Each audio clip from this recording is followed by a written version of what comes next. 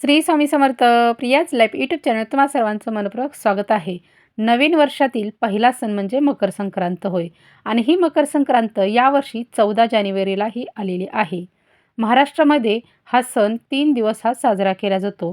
पहिल्या दिवशी येते ती म्हणजे भोगी असते, दुसऱ्या दिवशी संक्रांत असते आणि तिसऱ्या दिवशी किंक्रांत असते।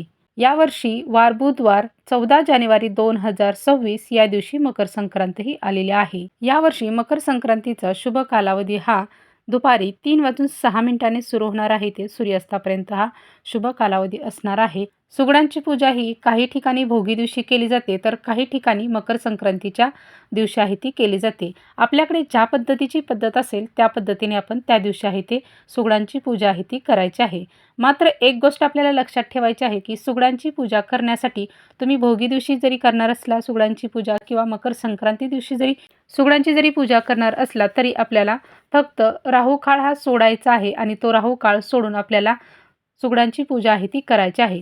राहू काळ हा भोगी दिवशी म्हणजेच 13 जानेवारी 2026ला वार मंगळवार या दिवशी दुपारी 3 ते 4:30 पर्यंत हा राहू काळ असणार आहे आणि बुधवारी 14 जानेवारी 2026ला राहू काळ हा दुपारी 12 ते 1:30 असणार आहे।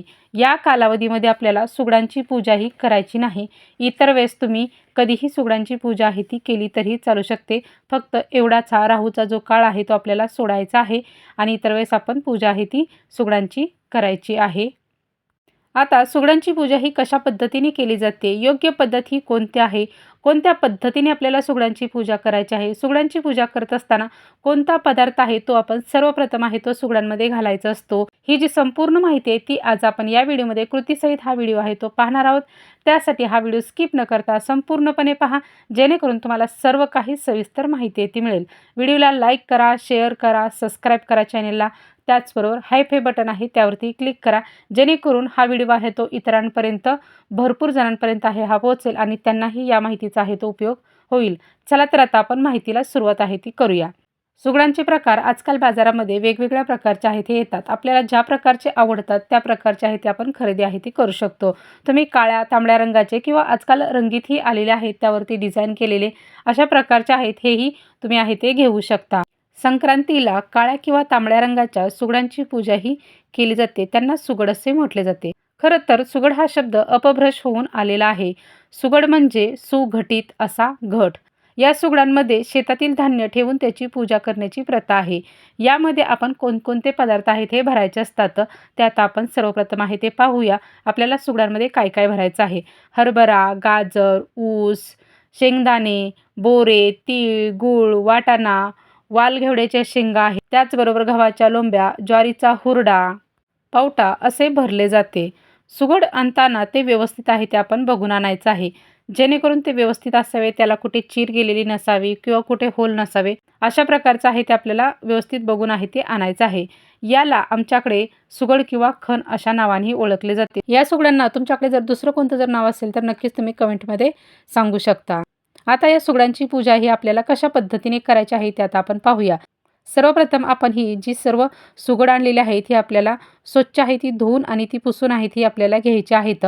नंतर आपण कलावा आहे तो घ्यायचा आहे। जर आपल्याकडे कलावा जर नसेल तर तुम्ही सुती धागा आहे तो घ्यायचा आहे आणि त्याला हळदी कुंकू आहे ते लावून घ्यायचं आहे आणि त्या प्रत्येक सुगडाला आपल्याला तो कलावा आहे तो एक असा त्याला संपूर्ण वेढा आहे तो काढायचा आहे आणि ते आपल्याला बांधायचा आहे। नंतर हळदी कुंकवाचे 5 पटे त्या सुगडांना आपल्याला ओढून घ्यायचे आहेत। ओढताना आपल्याला खालून वरती आहेत अशा पद्धतीने ओढायचे आहेत। आता सुगडे बघा, घरामध्ये जर जास्त महिला असतील तर प्रत्येक महिलेची सुगड ही वेगवेगळी असावीत। पूजा ही तुम्ही एकाच ठिकाणी आहे ती केली तरी चालते, फक्त सुगड ही प्रत्येकाची वेगवेगळी असावीत।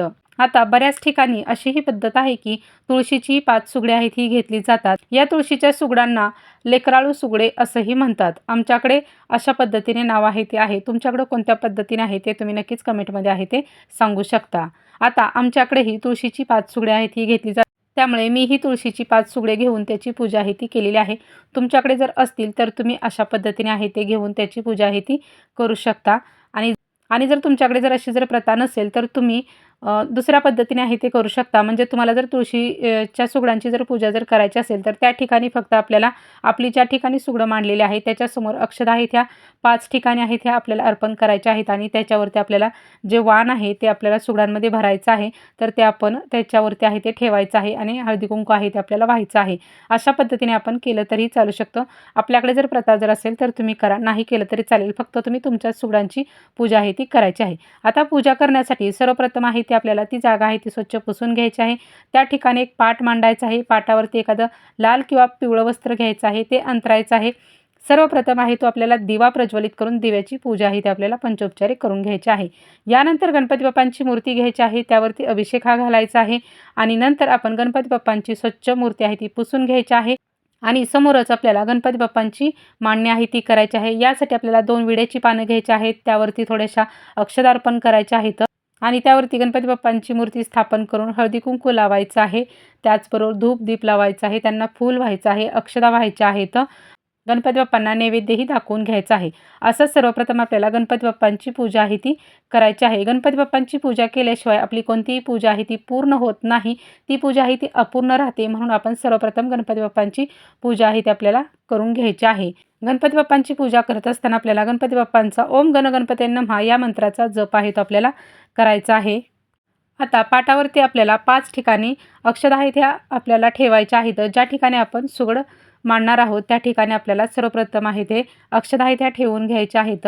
त्या अक्षतांवरती आपल्याला हळदी-कुंकू आहे ते अर्पण करायचं आहे आणि त्यावरती आपण ते हळदी-कुंकवाचे ओढलेले जे पट्ट्यांचे जे सुगड आहेत तर ते आपल्याला त्याच्यावरती आहे ते ठेवायचे आहेत आणि नंतर आपल्याला हे सुगड आहे ते आपल्याला व्यवस्थितपणे मांडून झाल्यानंतर ते आपल्याला भरून घ्यायचे आहेत.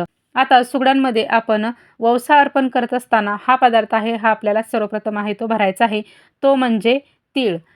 तीळ हा पदार्थ आहे हा आपल्याला सर्वप्रथम भरायचा आहे. यानंतर गूळ आहे तेही आपल्याला भरायचं आहे आणि जे आपण जे बाकीचे जे वंशाचे जे साहित्य जे घेतलेले आहे, जे मगाशी मी तुम्हाला सांगितलेले आहे, सुगडामध्ये आपल्याला काय काय भरायचं आहे. आपल्याकडं जेवढं आहे तेवढं आपण भरलं तरी चालेल. जेवढं सांगितलेलं आहे तेवढं सगळंच असावं असं नाही. त्यातील एखादी गोष्ट जरी नसली तरीही चालू शकते. आपल्याला जेवढं शक्य आहे तेवढं आपण आहे ते भरून घ्यायचं आहे. यानंतर आपण त्या सुगडांवरती हळदी-कुंकू आहे ते अर्पण करायचं आहे आणि नंतर एक एक फूल आहे ते आपल्याला अर्पण करून घ्यायचं आहे. त्याचबरोबर त्या सुगडांना आपल्याला अक्षता आहेत ह्याही अर्पण करून घ्यायच्या आहे. आता तुळशीची जरी सुगडे तुमच्याकडे असतील तर त्याची अशाच पद्धतीने आपल्याला पूजा आहे ती करून घ्यायची आहे. त्यामध्येही आपल्याला अशाच प्रकारे वंशाचं संपूर्ण साहित्य आहे हे आपल्याला भरून घ्यायचं आहे. ही संपूर्ण पूजा करून झाल्यानंतर आपल्याला त्या संपूर्ण पूजेच्या समोर आपल्याला एक विडा आहे तो ठेवायचा असतो. हा विडा म्हणजे एक दक्षिण असते तर ती आपल्याला ठेवायचीच असते. तर आपल्याला 2 विड्याची पानं आहेत ती घ्यायची आहेत आणि त्यावरती आपल्याला खारीक, खोबरे, बदाम, सुपारी, हळकुंड ह्या सर्व वस्तूंचा समावेश या विड्यामध्ये असतो. तर हा विडा आहे तो आपल्याला अर्पण आहे तो करायचा आहे. त्या विड्यावरतीही आपल्याला हळदी-कुंकू आहे ते अर्पण आहे ते करायचं आहे. यानंतर संपूर्ण पूजेला दीप दाखवून घ्यायचा आहे, धूप दाखवून घ्यायचे आहे. यानंतर आपण नमस्कार आहे तो आपल्याला करून घ्यायचा आहे. अशा प्रकारे आपण ही संपूर्ण पूजा आहे ती आपल्याला करायची आहे आणि यानंतर आपण प्रार्थना आहे ती करायची आहे. या पद्धतीने आपल्याला प्रार्थना आहे ती करायची आहे. आपल्या घरातील बरकत वाढू दे अशी प्रार्थना आहे ही आपल्याला करायची आणि यानंतर आपण पुरणाच्या पोळीचा नैवेद्य आहे हा आपल्याला दाखवून घ्यायचा आहे. आता भोगीच्या दिवशी जर सुगड जर तुमची जर पूजा जर तुम्ही करत असाल तर आपण भोगीला जे पदार्थ बनवतो त्याचा नैवेद्य आहे तोही आपल्याला दाखवून घ्यायचा आहे आणि त्याचबरोबर दुसऱ्याही दिवशी तुम्ही पुरणाच्या पोळीचा नैवेद्य हाही आपल्याला दाखवायचा आहे. तसेच घरातील देवांनाही नैवेद्य आहे तो आपण सर्वप्रथम दाखवून घ्यायचा आहे आणि नंतर सुगडांना दाखवायचा आहे. त्याचबरोबर तुळशीलाही नैवेद्य दाखवायचा आहे आणि नंतर गाईला पण या दिवशी नैवेद्य आहे तो आपल्याला खायला द्यायचा आहे. हे आपल्याला विसरायचं नाही. वाण हे उघडे पडू नये म्हणून काही ठिकाणी हे सुगड आहे ते झाकण्याची पद्धत असते. तुमच्याकडे जर असेल तर तुम्ही त्या पद्धतीने आहे ते करू शकता.